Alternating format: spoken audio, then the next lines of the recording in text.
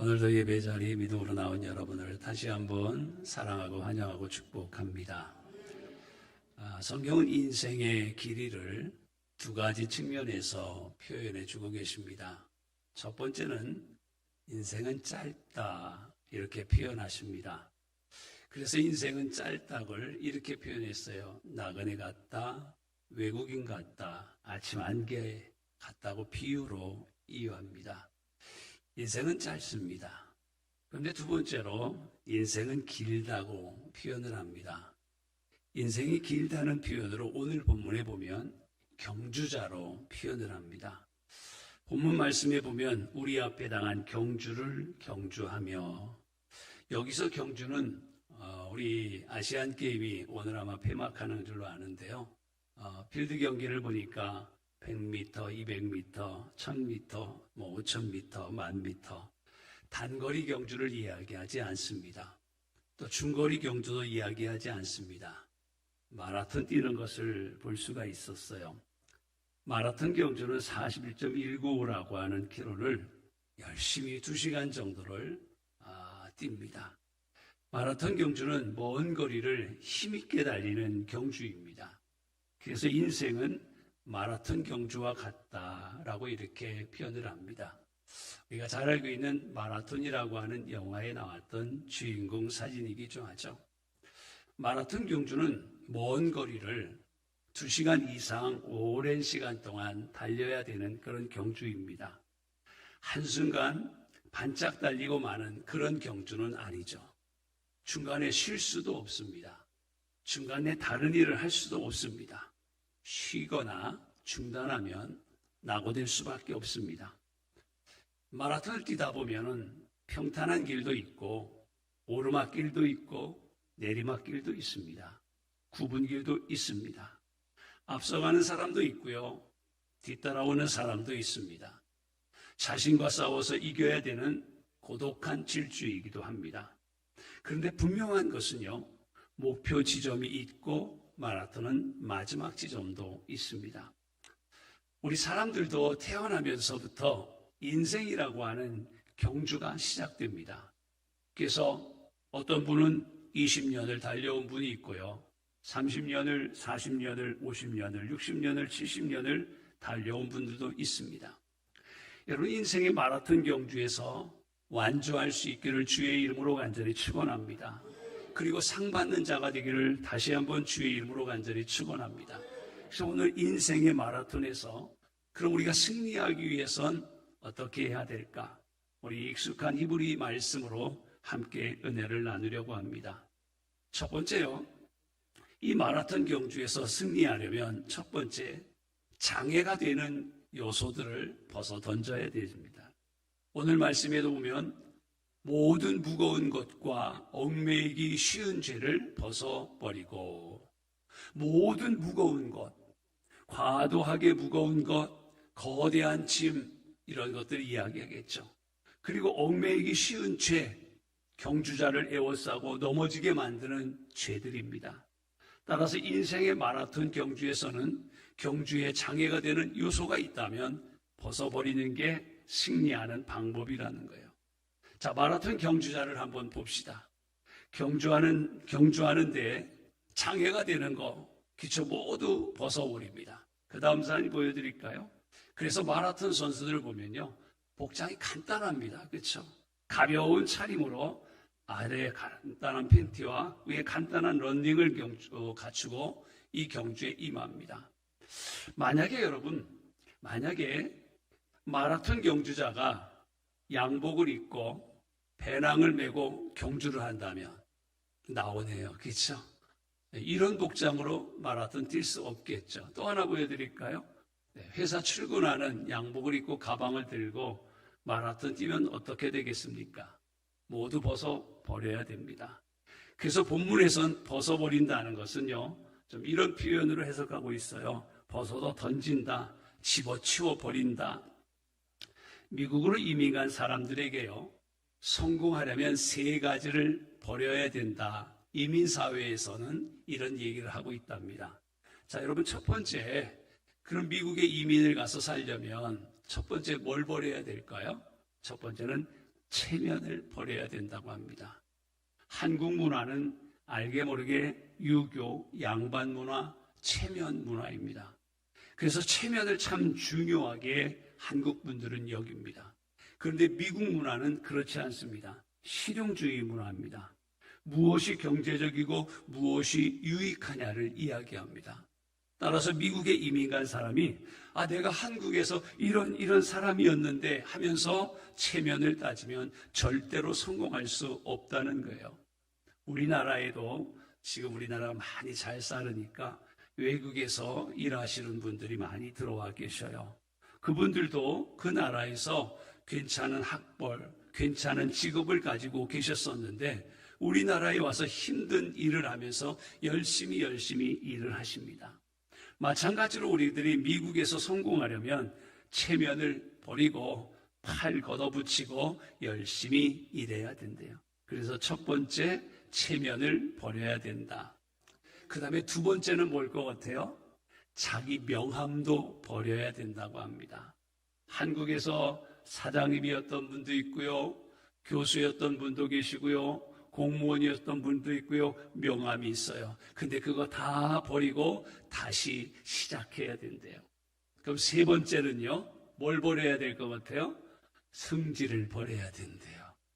우리나라에서 살 때 성질 잘 내잖아요. 운전할 때 보세요. 조금만 우리 마음에 안 들이면, 그쵸? 알게 모르게.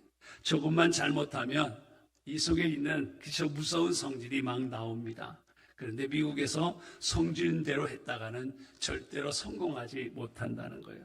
그래서 미국에 이민 가서 성공하려면 체면 버리고, 명함 버리고, 성질 버리고, 그러면 성공한다는 거예요. 마찬가지로요, 우리 인생의 마라톤 경주자가 그럼 성공하려면 버릴 것은 버리고 경주를 해야 된다는 거예요. 양복 입고 뛸 수 없잖아요. 구두 신고 뛸 수 없잖아요. 출근하는 가방 들고 책가방 메고 뛸 수가 없잖아요. 더욱이 믿음의 경주를 하는 사람은 과거의 습관, 과거의 가치관, 과거의 이력, 과거의 죄를 다 벗어버리고 믿음의 경주를 해야 되는 줄 믿습니다. 그래서 저는 이것을 이렇게 표현할게요. 가지치기. 우리 포도 농사를 짓는 동네입니다. 포도 열매가 맺으면 또 이 열매를 거둔 다음에 10월부터 가지치기라는 것을 또 하십니다. 인생의 마라톤 경주하는데 방해되는 요소들을 가지치기 하면서 우리는 달려내야 될 줄 믿습니다. 한 책을 읽다가 보니까요, 고든 맥도날드라고 하는 목사님이, 햄버거 가게 아닙니다. 목사님 이름입니다. 고든 맥도날드라고 하는 목사님이 미국 에팔레치아라고 하는 산맥을 여행하고 있었던 글을 쓰셨어요. 근데 그 여행 중에 한 나무를 가지고 자그마한 개를 멋지게 조각하는 한 장인을 목사님이 만났습니다. 이 목사님이 열심히 이렇게 지켜보니까 참 조각을 잘 하시거든요. 큰 통나무를 가지고 조각칼로 이렇게 조각하는데 점점 멋진 모습으로 개가 이렇게 만들어지는 거예요. 그 목사님이 참 신기해서 그 장인에게 물었습니다. 선생님, 어떻게 이렇게 멋지고 아름다운 개를 조각할 수 있습니까? 하고 물어봤어요. 그랬더니 이 장인이 여러분 뭐라고 대답했을까요? 한번 잠깐만 시간을 드릴게요. 여러분이라면 뭐라고 대답할 것 같아요? 이분이 그러더래요. 목사님을 향해요. 목사님, 어렵지 않습니다. 개가 아닌 부분을 깎아내면 됩니다. 라고 말씀하시더랍니다. 그렇습니다. 통나무에서 개가 아닌 부분을 깎아내면 멋지고 아름다운 개가 나온다는 거예요. 마찬가지로 인생의 마라톤 경주에는 경주하는데 불필요한 요소를 벗어버려야 됩니다. 가지치기 하면서 경주해야 됩니다. 여러분, 인생의 마라톤 경주를 하는데 불필요한 방해되는 요소들 벗어버리고 목표 지점을 향해 전진, 또 전진해 나가는 우리 모든 교우가 되기를 주님의 이름으로 간절히 축원합니다. 두 번째, 인생의 마라톤에서 필요한 것이 뭐냐면 인내가 필요합니다. 자, 본문을 보면 인내로서 우리 앞에 당한 경주를 경주하며 라고 했어요. 경주를 할 때 인내심이 필요한 거예요. 그렇죠? 성령의 열매에도 인내, 참음이 있어요. 때로는 극도의 인내심이 우리에게 요구되기도 합니다. 탈무드를 보니까요, 가장 강한 사람은 자기 자신을 이기는 사람이다라는 그런 글을 탈무드에서 이야기하고 있어요. 자기 자신을 이길 수 있는 인내심이 있어야 된다는 그런 말이겠죠. 현대인들의 특징 중에 하나가 많은 학자들이, 사회학자들이 인내심이 부족합니다. 요즘 사회적인 문제들이 막 일어나죠. 그런 걸 보면서 인내심이 부족한 하나의 문제를 지적합니다. 그래서 인터넷에 읽다가 보니까요, 3초의 여유라고 하는 글이 읽게 됐어요. 그래서 우리 교우들과 함께 한번 이 글을 읽어보려고 합니다. 제가 한번 읽겠습니다. 엘리베이터를 탔을 때 닫기 버튼을 누르기 전에 3초를 기다리십시오. 누군가 급히 오고 있을지도 모르잖아요. 오늘부터 3초 기다렸다가 닫히는 문 닫는 겁니다. 그 다음에 자동차를 운전합니다. 출발 신호가 떨어졌을 때 앞차가 출발하지 않아도 경적을 울리지 않고 3초만 기다리십시오. 그 사람이 인생의 가장 중요한 생각을 하고 있을지도 모르잖아요. 세 번째입니다. 친구와 헤어질 때 그의 뒷모습을 3초만 보고 있어 주세요. 친구가 가다가 다시 뒤돌아볼 수도 있잖아요. 자, 네 번째입니다. 정말 화가 나서 도무지 참을 수 없을 때 고개 들어 3초만 하늘을 바라보세요. 마음이 하늘처럼 넓어질 수도 있잖아요. 제 말을 얘기하는 것 같아서 인터넷에 있는 글을 읽고 또 읽고 오늘 우리 교우들과도 함께 읽고 싶었습니다. 현대인들이 여유와 기다림과 인내심이 부족하기 때문에 아마도 이런 글을 누군가가 쓰시지 않았나 생각을 합니다. 옛날 우리 선조들이 좋아하던 그림이 있습니다. 좋아하던 그림 뭐죠? 사군자라고 우리 흔히들 이야기합니다. 뭐죠? 매, 난, 국, 죽 이렇게 이야기합니다. 매화와 난초와 국화와 대나무죠. 그런데 이 사군자의 공통점이 여러분 뭘까요? 이미 저는 답을 드리고 여쭙니다. 그렇죠. 인내입니다. 오래 참음과 기다림과 인내를 대표하는 나무과 꽃이 사군자 아닐까요? 매화는 어떻습니까? 추운 겨울이 지나면서 눈이 채 녹기도 전에 가장 먼저 피는 꽃이 매화입니다. 난초는 어떻습니까? 새싹이 나고 꽃망울이 생기고 꽃이 필 때까지 오랜 시간이 걸립니다. 인터넷을 검색해 봤더니요, 출란이라고 하는 난초는 3년이 돼야 꽃이 피고요, 한란이라고 하는 나는요 7년이 지나야 꽃이 핀다고 합니다. 꽃 한번 보려면 3년 7년을 기다려야 된대요. 국화는 어떻습니까? 서정주 시인이 국화 옆에서라고 하는 시도 있습니다. 그렇죠? 이 시에서 볼 수 있는 것처럼 봄부터 소쩍새가 울고 천둥이 구름 속에서 울려야 한 송이 국화꽃을 피울 수 있을 만큼 인내와 기다림이 필요한 꽃이 뭐예요? 국화예요. 요즘 가을에 한창의 꽃이 국화네요. 마지막에 대나무입니다. 처음에는 죽순만 나오고 자라지 않습니다. 그런데 몇 해가 지나서 갑자기 무럭무럭 자라서 때로는 10m 이상, 20m 이상으로 성장하는 나무가 대나무입니다. 모두가 오랜 기다림, 시련, 인내를 통해서 싹이 나고 자라고 꽃을 피우는 것, 이것이 사군자, 이것이 우리 선조들의 정신이 아니었을까요? 오늘 본문에서 하나님께서도 인생의 마라톤 경주자인 우리가 인내로서 경주할 것을 요청하고 계십니다. 왜 그렇을까요? 경주에는 고통이 따르기 때문입니다. 오래전 이야기입니다. 우리 바르셀로나라고 하는 올림픽에서 마라톤 경주에서 금메달 따신 분이 있어요. 혹시 기억하세요? 하도 오래돼서 황영조 씨라고 하는 분이 금메달을 땄습니다. 그런데 이분의 글을 언젠가 읽게 됐는데, 여러분 마라톤 선수예요. 맨날 뛰기만 하는 분인데 이분이 마라톤이 힘들까요? 힘들까요? 무지하게 힘들대요. 이분이 이렇게 했어요. 죽을 만큼 힘들다고 얘기하대요. 마라톤을 뛰는데 얼마나 힘든지 뛰다가 자동차가 지나가는데 뛰어들고 싶은 마음이 들더래요. 가슴이 막 심장이 조여드는데 이 심장이 금방이라도 막 터질 것 같았어요. 아이고 차라리 마음에 그런 마음이 들더래요. 하면 안 되는 단어지만 죽었으면 좋겠다라는 생각이 들 정도로 마라톤 전문가인 이 황영조 씨가 그렇게 운동을 하며 힘들었다고 해요. 마라톤이 그렇게 여러분 힘들고 고통스러운 거예요. 그런데 끝까지 인내하며 달리고 달렸더니 뭐예요? 금메달의 영광을 얻게 되었어요.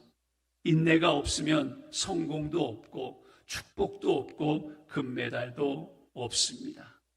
어제 우리나라 아시안게임에 금메달이 막 쏟아졌죠. 저는 안세영 선수가 배드민턴 하는 거를 봤어요. 근데 1세트를 하다가 다쳐갖고 무릎이 아파갖고 치료를 받아서 걱정을 했어요. 근데 오늘 아침에 기사를 보니까 그 장면을 보던 엄마 아빠가 소리를 질렀대요. 그만 기권하라고, 그만 기권하라고. 그런데 쩔뚝거리는 발을 디디고 오늘 아침에 보니까 금메달을 땄더라고요. 맞아요, 여러분. 그렇게 힘들고 고통스러워요. 그런데 끝까지 인내하고 달렸더니 금메달의 영광이 있더라고요. 예수님보다도 더 큰 고통을 당한 사람 아마 이 세상에는 없을 것 같습니다. 채찍에 맞으셨습니다. 조롱을 당하셨습니다. 수치와 배반을 당하셨어요. 십자가에 몸을 찢기고 피를 흘리고 고통당하셨어요. 그런데 예수님 인내하셨어요. 오늘 본문에 보면 참으사 끝까지 참으셨다고 그랬어요. 그래서 결국 하나님 우편에 앉으시는 영광을 맞이하셨습니다. 인생의 끝은 영광. 인생의 마라톤 경주에서 아무리 힘들고 고달파도 예수님을 생각하면서 인내하셔서 승리하시고 상 받는 우리 모두가 되시기를 주님의 이름으로 다시 한번 간절히 축원합니다. 더 나아가서 인생의 경주자는 우리 예수님을 바라볼 수 있길 원합니다. 오늘 본문 보면 뭐라고 그랬습니까? 믿음의 주요 또 온전케 하신 예수를 바라보자. 우리가 이것이 인생의 경주에서 승리할 수 있는 방법이라는 거예요. 예수님은 어떤 분이세요? 예수님은 믿음의 주가 되십니다. 믿음의 시작이고 믿음의 대상이십니다. 또한 예수님은 우리를 온전케 하시는 분이에요. 믿음을 완성하시고 우리의 믿음과 경주를 완성시켜 주시는 분, 믿음의 주요 또 온전케 하시는, 그래서 예수를 바라보시기를 간절히 축원합니다. 오늘 예수님을 바라보자는 것은요, 아마도 방향 전환을 의미하는 것 아닐까요? 방향 전환을 예수님께로 해야 된다는 거예요. 세상을 향하고 죄를 향하고 우상을 향하고 하던 방향에서 예수님께로 방향을 바꾸는 것. 오늘 여러분이 오늘 이 거룩한 주일날 하나님 앞에 예배하러 나올 때 나오신 것, 방향을 교회로 잡으셨잖아요. 잘하셨어요. 한번 축복의 인사할까요? 우리 오늘 교회로 방향 잡고 오셔서 잘하셨어요. 시작. 네, 인생의 경주 방향을 교회로 왔다는 건 뭐예요? 예수님께로 향하신 거예요. 정말 잘하신 거예요. 또한 예수님을 바라보자. 예수님을 간절히 사모하며 바라보라는 거예요. 우리 성도들이요, 설교하는 저를 바라보는 눈빛도 다 같지는 않아요. 은혜를 사모하며 간절한 눈빛으로 바라보는 분도 있고 간절함이 약간 떨어지는 분도 있어요. 우리는 그쵸, 종의 눈이 그 상전의 손을, 그쵸, 여종의 눈이 그 주인의 손을 바라보는 것 같이 간절히 사모하는 눈으로 우리 주님을 바라보시기를 주님의 이름으로 간절히 축원합니다. 그리고 예수님을 바라보자는 것은요, 고정시키는 건 아닐까요? 예수님께 고정하는 거예요. 눈도 마음도 목적도 방향도 온전히 예수께 고정하는 거예요. 왜냐면요, 예수님이 우리의 영원한 목표 되시기 때문이에요. 그리고 또 예수를 바라보자는 것은요, 경주자가 꼬린 지점을 전력 질주하듯이 예수님만 바라보고 전력 질주해야 된다는 말씀도 있어요. 마라톤 경주자를 보세요. 오직 꼬리 지점을 향해서 사력을 다해 달려갑니다. 마찬가지로 우리도 인생의 경주에서 예수님을 향해 달려가야 되는 줄 믿습니다.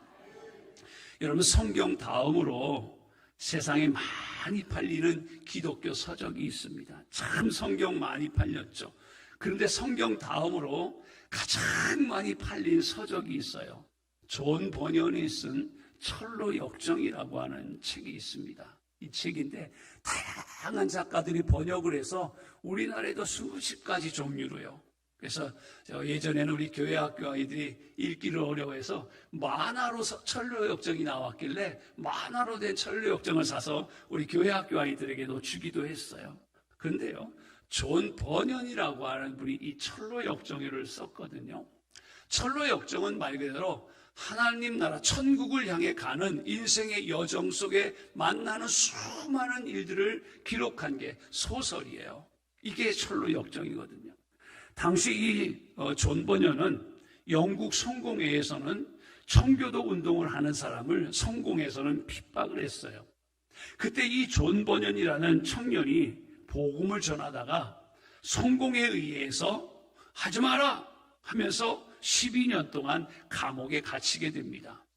젊은 청년이 복음을 전하다가 12년 동안 여러분 감옥 생활을 했으니 얼마나 절망감과 낙심과 고통이 컸겠습니까? 그런데 이 존 버년은 감옥에서 오늘 답이에요. 누구를 바라봤을까요? 주님을 바라봤어요.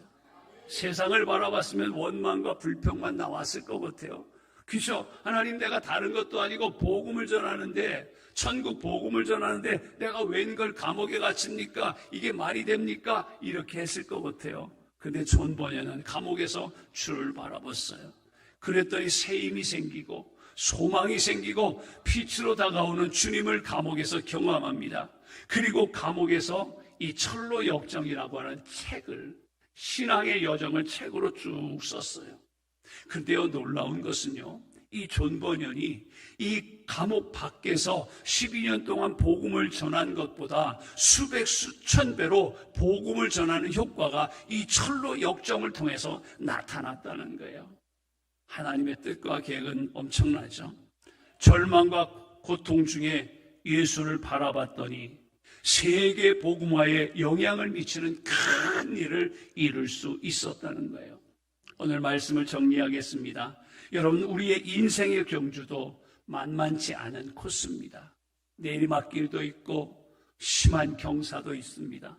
굽은 길도 있습니다. 좁은 길도 있습니다. 그런데 이 경주가 때로는 자갈밭 같은 길도 가야 되고요, 늪과 같은 길도 가야 되고요.